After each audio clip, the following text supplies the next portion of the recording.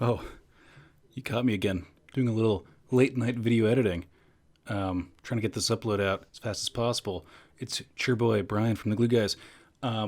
We just potted live on Twitch after the game, and now we're uploading that onto YouTube. Can you imagine the social media ecosystem we're building? My gosh, we talked about LaMarcus Aldridge's debut, primarily, and a bunch of other stuff, some emails, solid memes all around. Smush the follow, smash the like. Kya.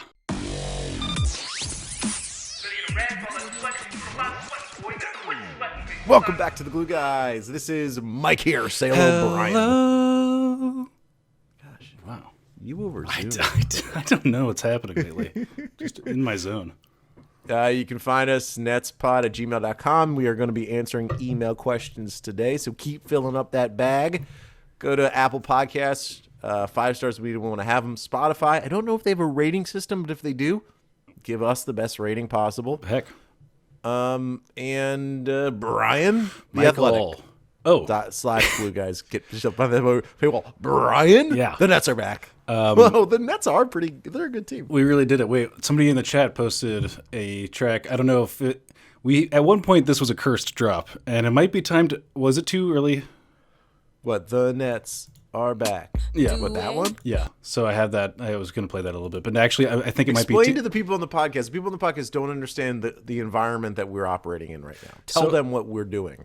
I would say in about 2013 that was the first instance of Kia's "The Nets Are Back" remix on the show. Sorry, wait, is that not what you wanted to hear? Yeah, I was just being like, tell people that we're doing Twitch. So you're going to be referencing people in the chat group. Yeah, sorry. But There's a lot going you can on. trace back the origins of Kia's "The Nets Are Back." I thought you were asking me to also queue up wanted to- a whole history of our stupid drops. of our show. yeah. Brian and I met at Syracuse. That's right. A couple In Kimmel pups. Hall. Just a couple pups. We were pups. Oh That's my God. right. Wolf pups. Speaking of pups, Yeah. about a grown-ass dog, LaMarcus Aldridge. So the order of our show, the operations, we're going to start with LaMarcus Aldridge because why would we not? Yeah, don't bury the lead, Mike, as they say in the Can biz. I ask you point blank, Hit me right to my face. Grill me. what did you think of LaMarcus Aldridge? Just give me what you thought of him. I'm not Well, going to color you with my own thoughts. yeah. I don't want you to. Yeah, don't ruin me with that.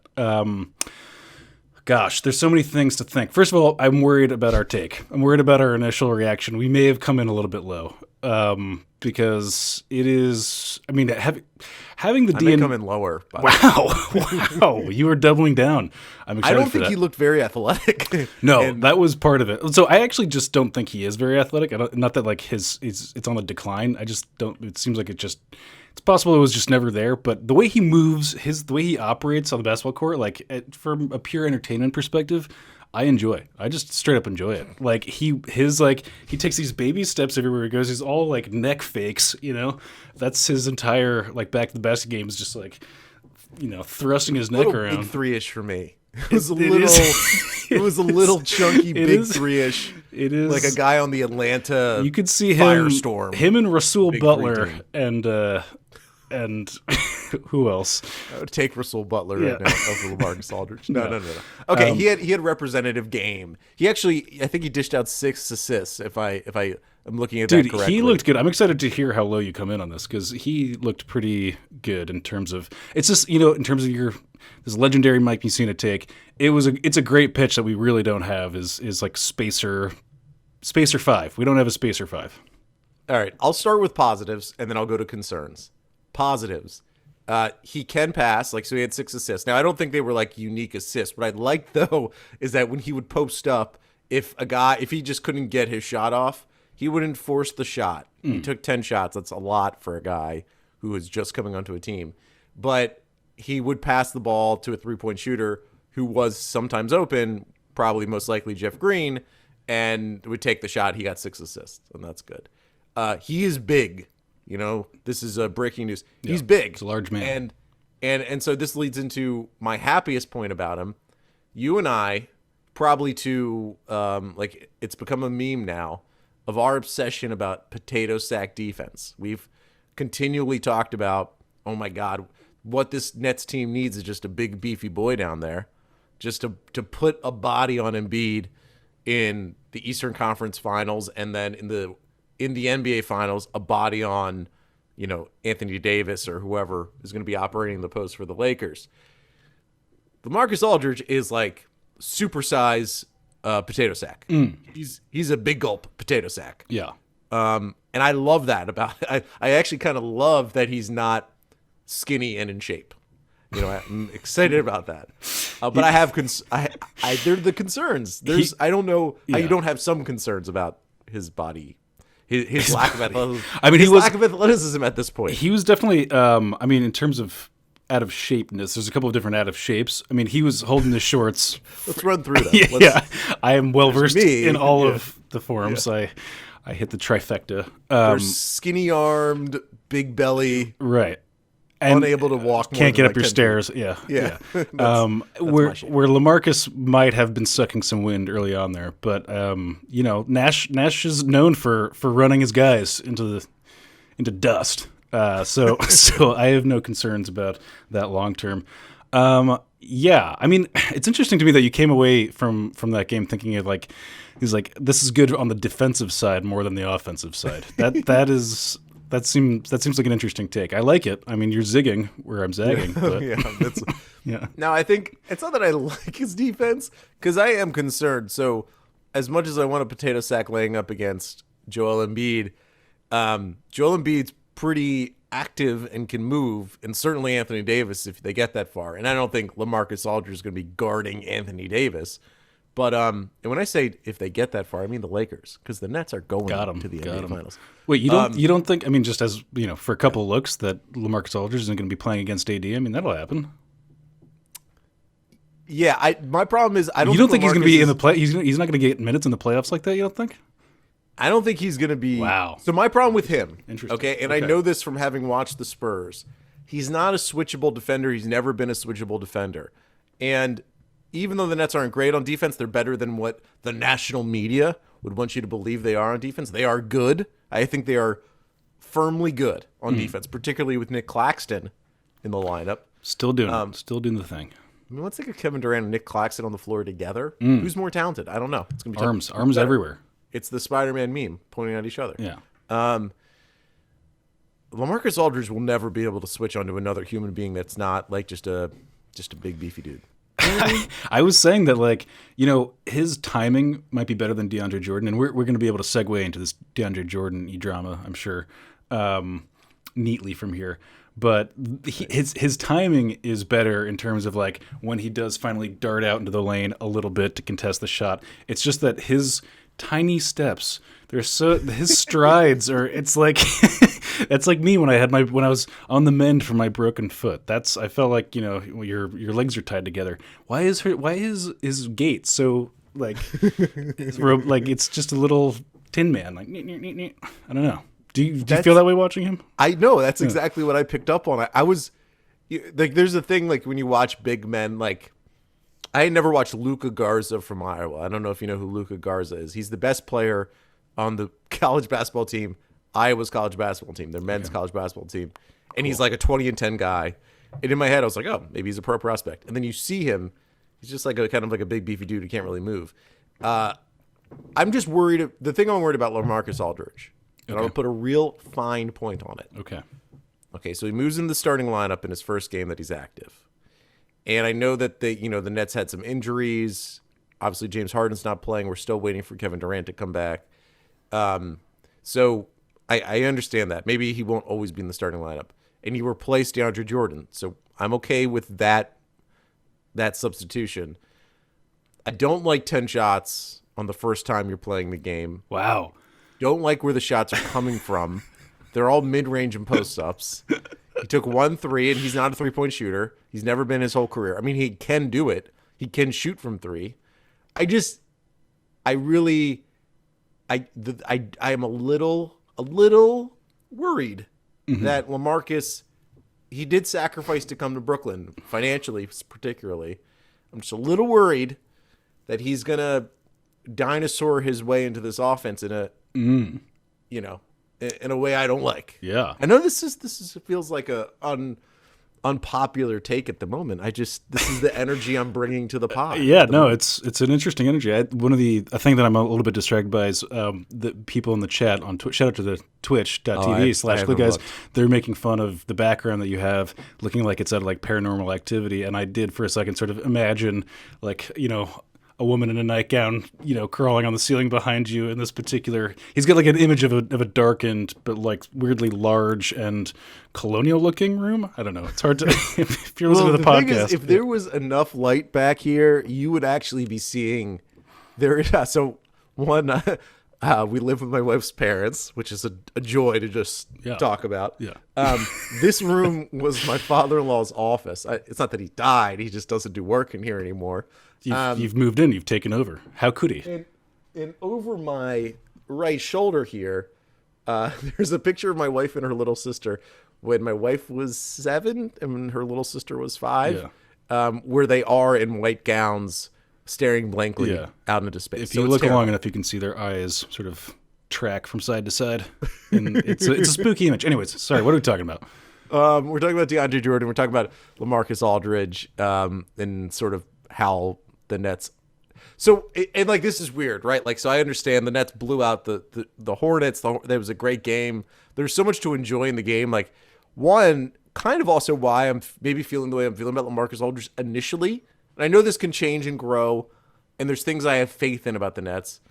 I'm just like so into the Nick Claxton experience that I don't want anything to really alter that. Like, because I am concerned about the playoff Nick Claxton. Like, does Nick Claxton in the playoffs, you can't rely on him for more than what, like 12 minutes a game, right? Like, there's only so much you can get out of him in the playoffs. It's a high intense situation. You wouldn't want him closing games. But Steve Nash said it. Nick Claxton's like the best defender on this team. And he can play with LaMarcus Aldridge, but I don't know.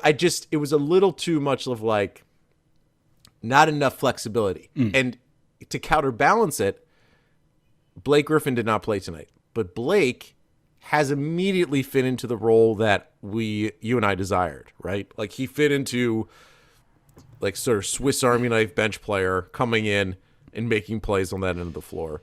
So I've seen Blake sacrifice. I feel like I have to explain myself. No, really. you are.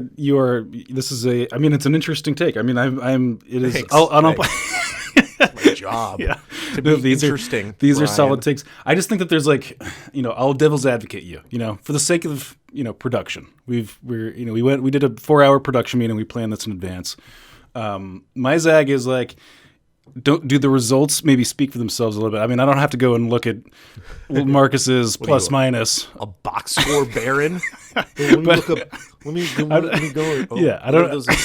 That's actually what I just did. Yeah, you totally did that. You're projecting on me. Well, you're rap-reporting me right now. Yeah, we never touched on that. Yeah, I don't know if I really. Are we not supposed to? Talk about it. What? Well, no, I just. Oh, it's too hot to touch. What are you talking about? What do you want to say about that? I've got nothing. I got nothing to say. Anyways, all I'm trying to say is, you do. I mean, I don't know how you could be not pro Kevin Durant in that exchange. I think you could be. There's room there. Okay, so let me nuance this because that could be trouble. There's obviously things that he said that everyone should disagree with, so on and so forth. But my bar for free speech and what's supposed to be a private conversation gets pretty high. In a consensual private conversation with two adults, don't you think? Yeah. Which should be the name of our podcast: the consensual private conversation between two adults, made public. Podcast. Yeah. That's good. I like that. Anyways, but the point I'm trying to say is I don't remember Blake Griffin's debut coming in, sort of padding his stats, blowing out a team with such ease. This is devil's advocate again. This is pre-planned. I don't believe any of what I'm saying. I'm just talking. And to this day, Blake had one 17-point game, which was nice, but his output hasn't been needed. So here's what I think a little bit about the LaMarcus thing. For just running Kyrie and the gang out there, LaMarcus does add a little bit of, firepower. That's the kind of firepower that can be tough to deal with in certain situations. I mean, the Hornets are uniquely poorly fit for what LaMarcus is throwing at you. Bismack is not the guy. and nor is Zeller. whichever One of the Zeller, Zellers. whichever frickin' Zeller. So anyways, so it might be just a good matchup, but there's a lot there. I feel like LaMarcus Aldridge is going to occupy a lot of space in this podcast. I can feel it. I can feel that happening. I'm glad. I think it's Tyler Zeller. I'm glad you brought up the Zeller. Because here's my thing. It's hard to be tall, right? Like living life. Like obviously he's made millions off of being part of what makes him good at basketball is by being tall. It's pretty much the only thing, but yeah. Yeah, but beyond that, it's hard to live your life tall.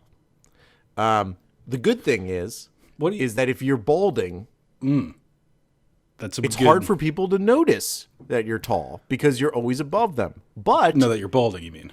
That you're balding, yeah, because you're always standing above them. Tall. They can't. Okay, they you can't said get the good. It's hard for them to know you're tall. That's what you said. Anyways, yeah. Thank you for correcting. But because he's tall, and because that puts him in the NBA, we get to see his baldingness in like the camera angle on anyone who's losing their hairline is always a tough one. Yeah. You know? We're playing Glue Guys Bingo. That's here. what I think about. We're playing Glue Guys Bingo, and somebody just got it because Mike's now brought up balding, and that's. Well, I'll just one small thing about balding. I mean, I still kind of have hair, but there's a comedian who wrote a piece on The Ringer about we should no longer let men who have hair play bald men parts, and I agree with that. I think like unironically, that was like they were like. Well, it was a completely ironic article. It was supposed to be funny. But I agree with that. Anyway, so is there any more LaMarcus Aldridge you want to? So I'll say this one other thing about LaMarcus Aldridge, and then we can keep talking about him, but I'll couch everything I just said. Okay. It was game one. He hadn't played in a month, so maybe his chicken toad dance down the floor, his small gait, is going to widen as he gets more loose and limber by playing more games. But nice take. And this may fold into the DeAndre Jordan thing. A flexibility take. I like it. Thank you. Here's the thing. DeAndre Jordan last year was the reason why Kenny Atkinson got fired. Because Kenny Atkinson benched DeAndre Jordan for Jared Allen, who is going to make $20 million a year as a center and is one of the best young centers in the NBA. Kenny Atkinson got fired partly because of DeAndre Jordan being put on the bench. Nash came in. Nash has played around with DeAndre's minutes, and Nash has talked about that himself. And he got, again, I just want to make sure, he got DMP'd tonight, right? That's for sure. Now, this is a back-to-back, so like maybe they'll kind of be like, oh, he's old, and blah, blah, blah. I'll say this. I've been observing this for a long time. Okay. You and I have talked about it with Bruce Brown about the back and forth that DeAndre has with James Harden. This team has a particularly evident focus on the championship. Kyrie Irving, Kevin Durant, James Harden, everyone on the team, Jeff Green, Uncle Jeff, zoomed in on that looming NBA Finals. That's all they're thinking about. Yeah. And so what they're doing with DeAndre, a guy who they probably are very close with, they're being like, man, you're just not good enough right now. So we support the coach. I think they probably do support what Nash is doing. If LaMarcus proves to not be 100% that man, as Lizzo would say, then I think that the leadership council of KD, Kyrie, and James Harden and Uncle Jeff will come together and say the tribunal of elders. They will all get together and they will say this just isn't it. Yeah, like LaMarcus, you're not playing, and they could do that to him because he's just he's minimum. I mean, James Harden is truly like the Brutus in this situation. He's the guy who's really leading the charge here. Obviously, I did think it was interesting that I think it was Shams who tweeted about how from the Athletic, let's get behind that paywall. theathletic.com/clue. What the hell was I saying? I think it's still $1 a month. The deal. So heck of a deal. But he tweeted that Nets brass were starting to phase out DeAndre Jordan. Like that was a news that came through the wire. That was a news bit. A bulletin, as they say in the biz. Mike informs me. And I thought that was interesting because that's not the kind of thing, you don't need to say that. You could just do it, Like that shouldn't be sort of like, it's not, you shouldn't advertise that. It doesn't make anyone feel good, and you can just do it and not tell anybody. So, like, where is it coming from? Why is it making the blotter? Why is Mike picking that up off the streets? Not that I talked to Sham Sharani about this, because he does not run his tweets through me. The person I imagine he got that from is probably LaMarcus Aldridge's agent, which I think is DeAndre Jordan's agent. I think. Okay. I don't know. The plot thickens. But you know, when these minimum guys sign with whatever team they sign with, part of the negotiation isn't just salary. And most of the time, salary isn't the negotiation. It's all about role. And LaMarcus was brought here because he was going to get a bigger role. And what does that mean? You know, there's only so many minutes, particularly if you're a big beefy boy. It's going to come from somewhere. And it came from DeAndre Jordan. Whether that will continue, who knows? I mean, you know, I don't know. I mean, I don't know if there's. I think DeAndre's going to play still. He's going to play in games. He's going to play a bunch more minutes. But, well, let me ask you: Are the Nets basically done with DeAndre Jordan? Or do you think that there's still? I can't imagine that'd be. It's phased out that heavy. Like, that's such an abrupt finale to the DeAndre Jordan experience. I'll feel bad for the guy, honestly. If it happens that quickly, that LaMarcus Aldridge just like shows up one day and he's like, you know, sleeping in his bed, you know, symbolically, that'll make me feel bad. And I do ultimately think, like, I mean, I don't know what can be done if, like, you're truly just going to DNP DeAndre Jordan, which I don't think that's going to happen. But, like, I mean, obviously someone's minutes are going to hit the editing room floor here. And it's not going to be Blake Griffin. It doesn't seem like it's not going to be Nick Claxton. So it's, yeah. I mean, we've done this game before, and I'm not going to rank the centers. But think about this: Blake Griffin didn't play tonight, and Kevin Durant didn't play tonight. And you know, Blake is probably actually going to end up playing more 4 than 5. Maybe he'll be like the backup 4 in a lot of situations, like out there with Claxton or whoever. Still, like, closing time in the playoffs, the best lineup is going to be Kevin Durant at the 5. Yeah, I mean, people are going to get real butthurt when it goes back to Kyrie, Kevin Durant, Harden playing 38 minutes to 40 minutes apiece. And Joe Harris. Yeah, like, right. Joe, they still throw Joe out there for 35, like, or whatever. You know, like, he's sucking up a lot of the time, too, on the floor. Yeah, when we're, like, really grinding it out in playoffs, like, that, yeah, this will answer itself, and, you know, there's going to be a fair amount of butthurt pie to go around. Like, our favorite pie. Yeah. I feel like there are some email questions that we can have. So let's do this. Let's take a quick break. Nice. Can you pull those up? Come back pull those up? and we'll talk. No, you can. I can pull them up. You're the mail guy. You're the everyone likes to hear you read their emails. I can do it. So we will come back from the break and we will talk about your emails, which we so greatly appreciate. Okay, wait. I gotta make sure I don't get doxxed here. Let me read these off.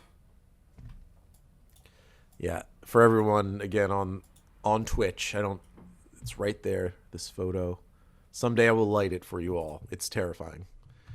And it's a little embarrassing for me to have a photo like that over my shoulder during a podcast. But can't even see it. Can't barely see it. Yeah. Just looks eerie. Just something eerie in the background. Okay, shall I? Start it off. And we're back, Mike. I brought us back. I always love when you come back. I brought us back. Yeah. How did I do it? First up, in the email bag.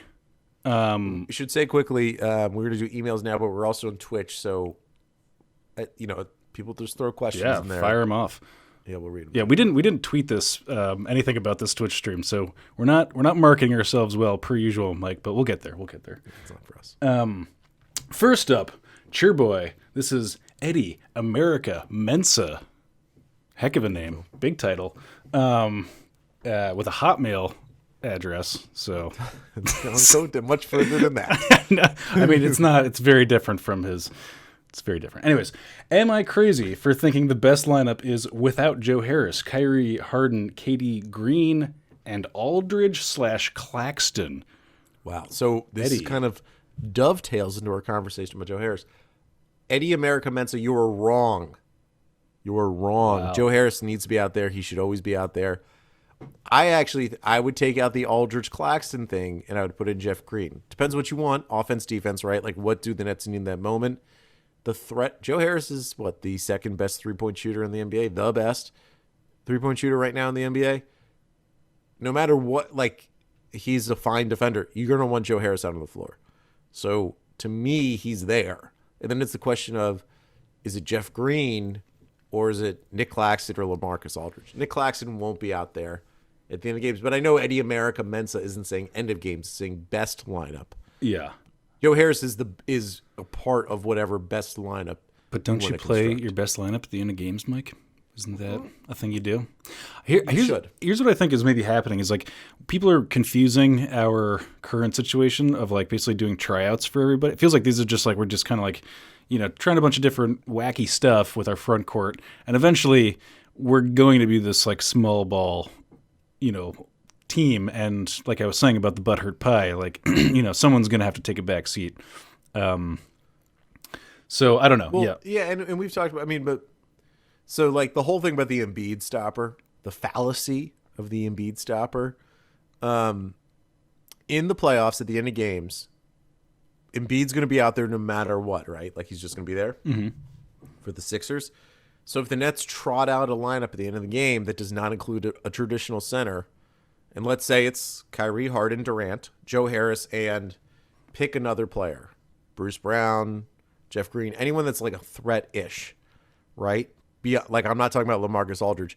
Who's Embiid guarding? Embiid's there. Ben Simmons is an amazing defender. Embiid is also a great defender, but he's great because of his protection at the rim.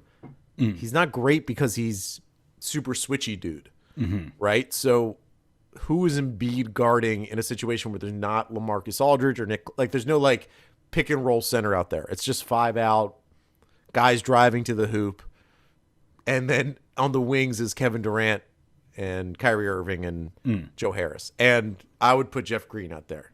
That's who I would put out there because he's a good 3-point shooter. Aldridge hit his 3 tonight. Mike, what'd you think of that? His 1-3. His 1-3. Out of 10 shots. 10.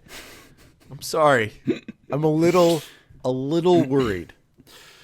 Next up. Oh. Sorry. No, please. And? 10 shots. Oh, 10. I think it said end. Next up. Cheerboy. Yes. Alan Blackman. This is, I should say, Big AB. Signs off Big AB. Sorry, Alan. I doxed you. Hey, Glue Guys. Are you at all concerned with PG depth? We've basically got 2 PGs, Beard and Kyrie, and they both already play a lot of minutes. What do you do if one of them needs rest or take some games off? Who's the third PG? Johnson isn't really a PG. Din is hurt, and Nash doesn't seem to trust Chiozza. Any shot we got a PG in the buyout market like Avery Bradley? Interesting choice. Mike, your feelings about our current point guard rotation? Yeah, so Avery Bradley's interesting because Avery Bradley was a name that was somewhat attached to the Nets during the offseason because he went to Texas, I think, with Kevin Durant at the same time as Kevin Durant, but he went to Texas regardless. And that Texas relationship has, bared fruit in LaMarcus Aldridge as well. I'm not concerned about point guard depth. I mean, you would be concerned if both Harden and Kyrie were hurt for the rest of the year. That is the only concern. They have so much ball handling, and Mr. Backman, I don't want to tease people too much, but Spencer Dinwiddie thinks he's going to come back this season. So maybe your answer is Spencer Dinwiddie playing 10 minutes a game in the playoffs as I can't believe you're saying. I can't believe you went from he's got a less than 5% chance and now you're filling I'm just saying Allen's it's a possibility. I'm not worried. You're not worried, right? I think this team, even if Harden and Kyrie got hurt, this thing would be a disaster, but it would just be a different situation. At that point, no Avery Bradley ain't going to save you. Right? No, that is not the savior. Next up, Cheerboy, yes. Aaron Voigt. Vogt? I think Vought. It's Vought. I think that's how you spell Vought from the TV show The Boys on Amazon Prime. video. Sponsor Excellent show. sponsor of the. Just kidding. Who do you think gets their minutes decreased when Kevin Durant comes back? And Mike, don't dodge the question, you weasel. You dirty dog. I know you want to dodge this one, and I'm going to hold your feet to the fire here. So Durant plays the 4, right? So I think the guys who consume those minutes now involve Jeff Green. It will involve LaMarcus Aldridge in some way. Nick Claxton plays not the 4, but he's played with like DeAndre Jordan at times too. Blake Griffin, obviously. Like I don't know where. So I know Timothy Luwawu-Cabarrot is in Nets Twitter. Will be happy about this. He doesn't directly intersect with Kevin Durant, but I don't know if he plays if Kevin Durant comes, because what you end up doing is you play Kevin Durant a bunch of minutes. You move like Bruce Brown off. He's not playing the 3 or the 4 or the 5 like he was playing. Mm-hmm. You know, I think Cabarrot's minutes are gone. Yeah. And you're going to decrease Jeff Green. Jeff Green got 30 minutes tonight. I mean, he's playing a great game, but I think Jeff Green is like you kind of decrease those and put him in the basket of the LaMarcus Aldridge, that whole the whole center rotation. Yeah. Tyler Johnson, TLC. Those guys are playing, combined a fair bit of minutes that are going to get chopped into pretty good, I think, in the not too distant future. Yeah. And don't you think so? I don't know if we have a rotation question in here. Probably. I haven't read them all yet. Let's just do this exercise. Okay. You've talked about this before. What's your optimal number of guys in a playoff rotation? Is it like 8 or 9? I mean, me, Coach Egan. Yeah. I'm 5. I'm just a straight. I'm a psychopath, and I don't care about your body. No, I'll go probably the generous 8. I go the generous 8. But yeah, I mean the 7's a thing people have done. It's a thing. So if it's 8, and you have the 3 superstars, Joe Harris, Bruce Brown, that's 5. Mm-hmm. A rotation of bigs that includes, I mean, I still think Claxton's going to get playoff minutes, includes Aldridge, and includes Jeff Green. Aren't we at 8 already? I mean, the thing Landry is, Shamit's in there, so that's like 9. And I think we're so deep, though. You stagger it from game to game. So I don't know. I feel like you rest guys in certain, because I don't know. I feel like Blake Griffin in street clothes tonight for no reason. I didn't even think about Blake. Yeah, so that's the thing. You can't mess around in the playoffs. You can't have like an inconsistent rotation in the playoffs. You actually need to know who your guys are in that moment, because you just want that consistency. The minutes for the starters move up always in the playoffs. So there's even less minutes for bench guys like Blake and Shamit and that whole Nicholas Claxton and all that whole crew. So it's like there's just not Tyler Johnson. We're not going to see Tyler Johnson play in the playoffs. I would guess. And Timothy Luwawu-Cabarrot. Next up, yes, Cheer Boy, Lou Estevez, a classic, an old favorite, back in the world of the email sphere. netspod@gmail.com. Thanks everybody so much for email. It really does warm our hearts. He's got a nice long email that first begins with how much he loved our interviews with Bruce Brown and Jeff Green. Very nice email. We so appreciate it. He also says, check out his website, aimlabs.com. I recommend everyone do it, because Lou Estevez is actually a low-key genius, and he's working on water purification technology. I've been looking into it. I think everyone should care about the planet and all that stuff. There's more about that too. There's more. Everyone in our Discord and in the Glue community are geniuses, and they're working on things to make the planet better. So that's going on. I don't know how we got thrust into the middle of this, but more on that later. His question about the Nets. Finally, a quick question about Clax, the Alchemist. He's going with the Alchemist as a nickname. What do you guys think of my thoughts on him potentially becoming the Nets version of Marcus Camby, just an undersized big that brings energy, athleticism, tenacious rebounding, great defense?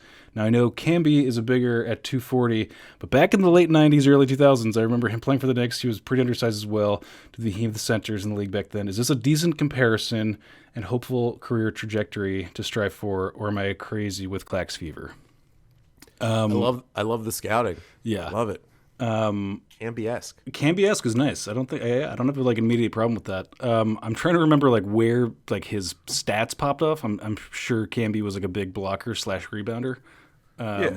But And I think he had some outside shooting versatility. Obviously, people weren't doing a ton of that. For some reason, I think he could pop out and shoot a three like every 8 games, like once every 8 games. yeah, The Nick Claxton, like the ceiling for Nick Claxton is so crazy. So yeah, the Nets had just gone through Jared Allen, right? Jared Allen was great, and he's playing well in Cleveland and all that stuff.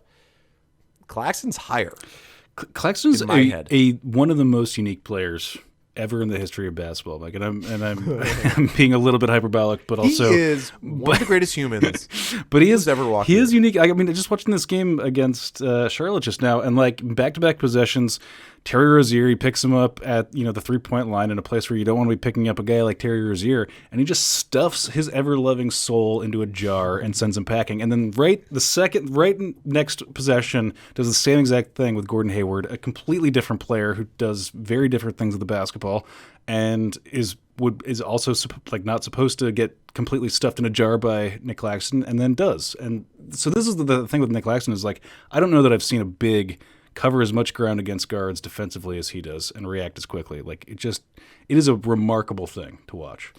Yeah, and it's interesting too because like the bigs who can do it are like obvious, like Kevin Garnett. Like people that we know are like superstars. And Claxton isn't there yet. He not that he'll become Kevin Garnett, but he's like this weird, fun weapon for Nash to deploy on a team that includes Kevin Durant, Kyrie Irving, and James Harden, and Joe Harris. I think it's a 4 superstar. Joe Harris is a superstar. The ceiling on Claxton's ridiculous. Like there's every moment. I think he's the most exciting. I mean, James Harden's pretty fucking awesome to watch, but Nick Claxton, when he switches on the guards is like when Captain America picked up Thor's hammer in Endgame. Right. And that you get to every game. You get like, oh my God, he just did it. Did I tell you that I've been slowly chipping away at Justice League, this friggin' thing? The Snyder Cut? Have you watched this? Yeah, I did. So I did an abbreviated version where I just watched the first hour and then the last hour. Because I recommend it. It's not good. It is so like conspicuously a budget version of the Avengers. Like I'm not like a an Avengers stan, but like holy like Darkseid is such a B-rate Thanos. I mean, it's the same. It's the same deal. It's the same. It's always the same. Yeah, and Cyborg is this like edgy teen version of Iron Man. I mean, everyone's just got a lamer version of for the person. Which, funny? By the way, think about how irresponsible that father is, that scientist father who puts like the nuclear codes in the brain of his like PTSD trauma infused teenage son. What kind of maniac does this? So he's the real supervillain that people are missing. I know this is an original conversation, but have you gotten to the end? I've watched it for 3 nights in a row. I think I'm maybe 2 hours in. All right, so there's like a big battle that Batman is a part of, and like these gods. Aquaman is kind of a god, and Wonder Woman and Superman and Cyborg, though he's a machine, like he's a pretty impressive machine. And Batman's there floating around doing some stuff, and you're just like, it's not that hard to take out Batman. It's like having Hawkeye be the star. Yeah. I mean, we all love Batman.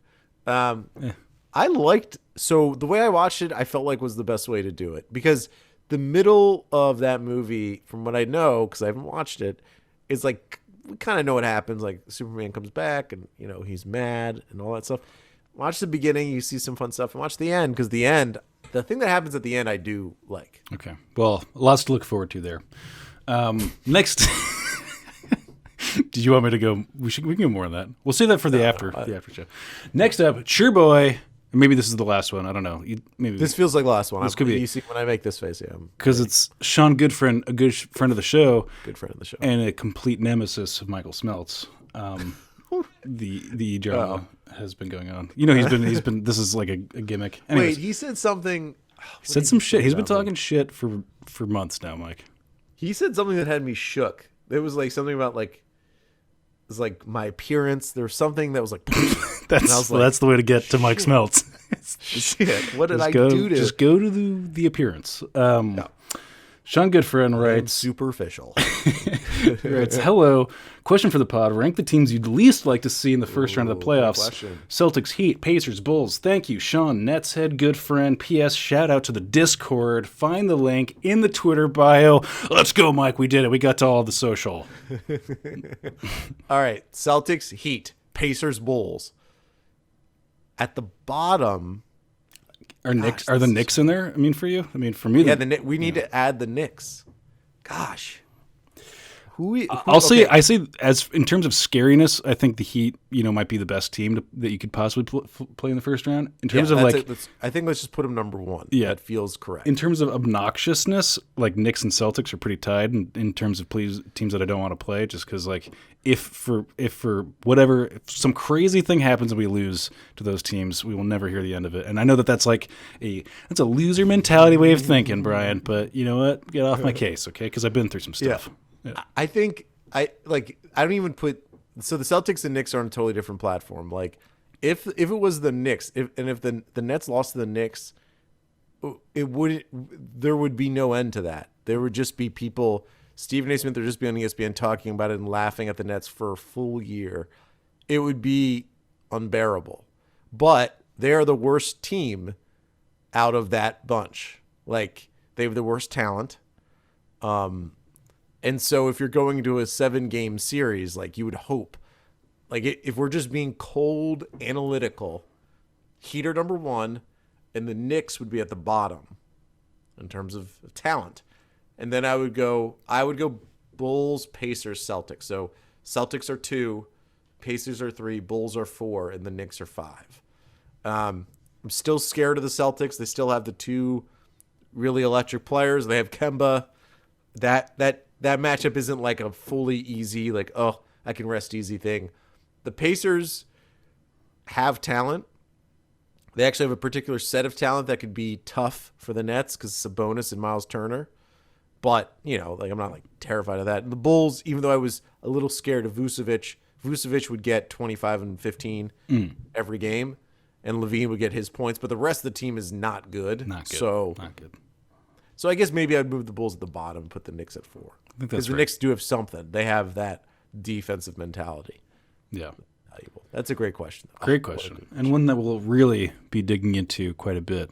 As these next few weeks wear on, Mike, we're not too far away from the big playoff push. What are we going to do? We're going to be going live events in Maryland? We're doing live streams. We're doing post-game shows. We're going to be doing a 24-hour pod.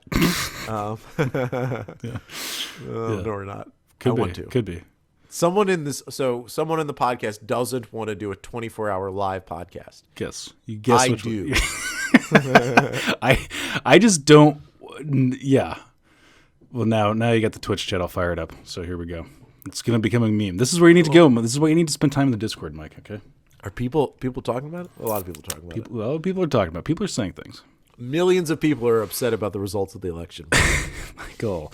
Michael getting political. It's that time of night. It's a heck of a win, though. We're coasting. The Nets are back. It can't be denied now. Michael, where do you find us on our social? We are on @BKGlueGuys on Twitter. Mm-hmm. We had a Facebook page. I'm not sure. I would not go to it now. It's not been updated. The Instagram's lonely too. Don't go there.